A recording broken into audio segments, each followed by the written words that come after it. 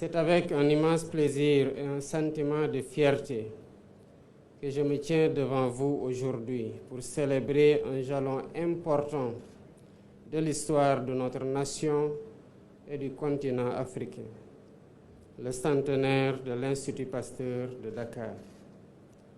Une institution qui, depuis sa fondation, incarne l'engagement du Sénégal dans la lutte contre les maladies infectieuses et la promotion de la santé publique. En 1924, l'Institut Pasteur de Dakar voit le jour. Depuis cette époque, il n'a cessé de porter haut les couleurs de l'innovation scientifique et de l'excellence. En cette année marquante, nous célébrons non seulement un héritage scientifique d'une grande richesse, mais aussi une vision audacieuse et ambitieuse pour l'avenir de la santé publique en Afrique. Le centenaire de l'Institut Pasteur de Dakar est donc pour moi une opportunité de saluer le parcours exceptionnel de cette institution, mais également de jeter un regard résolu sur l'avenir, sur ce que nous construirons ensemble pour garantir la souveraineté sanitaire du Sénégal et de notre continent. Mesdames, Messieurs, la pandémie de la COVID-19 a mis en lumière les vulnérabilités structurelles de l'Afrique en matière de santé publique. Si nous avons fait des progrès considérables ces dernières décennies, notre continent reste encore largement dépendant des importations pour ses besoins en médicaments, en tests de diagnostic et surtout en vaccins. À l'heure actuelle, l'Afrique ne produit que 1% de ses vaccins, 5% de ses tests de diagnostic et 30% de ses médicaments. Ce constat qu'aucune crise ne doit laisser sans réponse a poussé le gouvernement du Sénégal à initier un ambitieux programme de souveraineté sanitaire et pharmaceutique. Ce programme vise à permettre à notre pays de couvrir d'ici 2035 au moins 50% de ses besoins en vaccins et médicaments par une production locale. Ce programme s'inscrit dans le cadre de l'ambition plus large de l'Union africaine et de l'Africa CDC, qui vise à atteindre 60% de production de vaccins en Afrique d'ici 2040. Le vaccinopole de Diamniadio est au cœur de cette vision.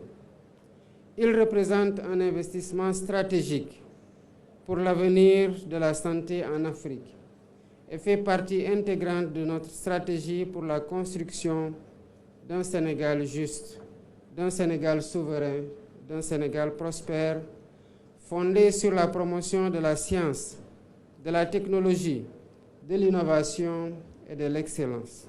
Il s'inscrit également dans le cadre de l'agenda national de transformation Sénégal 2050, devant contribuer à développer un capital humain de qualité et une équité sociale à travers la couverture sanitaire universelle qui passe par la souveraineté pharmaceutique et vaccinale.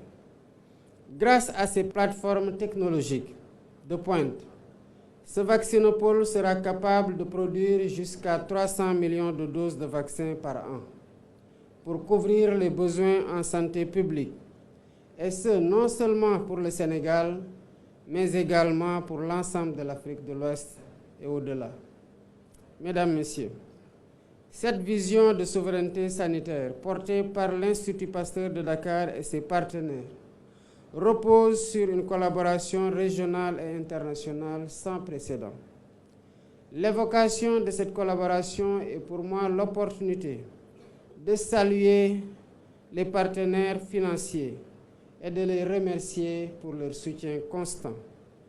Je veux citer l'Union européenne et la Banque européenne d'investissement, l'Allemagne avec la KfW et la GIZ, la France avec l'AFD, la Grande-Bretagne avec le FCDO, le Japon, la Banque islamique de développement, le groupe de la Banque mondiale avec la Société financière internationale, la Banque de développement des États-Unis ou DFC, la Banque africaine de développement, la Fondation Bill et Melinda Gates, la Fondation Mastercard, l'Open Society Foundation, Susan Buffett Foundation, Elma Foundation et CEPI, qui ont bien voulu tous rejoindre la contribution du gouvernement du Sénégal et également des partenaires techniques et financiers comme l'OMS, l'Africa CDC, le groupe Universels, BioNTech,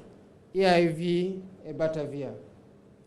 C'est aussi l'occasion de lancer un appel à une concertation, à une coopération active entre les producteurs, les agences nationales de réglementation pharmaceutique, le secteur privé, les chaînes d'approvisionnement, les universités, les centres de recherche dans les différents pays africains pour faire émerger l'écosystème africain de l'industrie pharmaceutique qui nous permettra d'atteindre l'autonomie en vaccins, en tests de diagnostic et en médicaments en Afrique.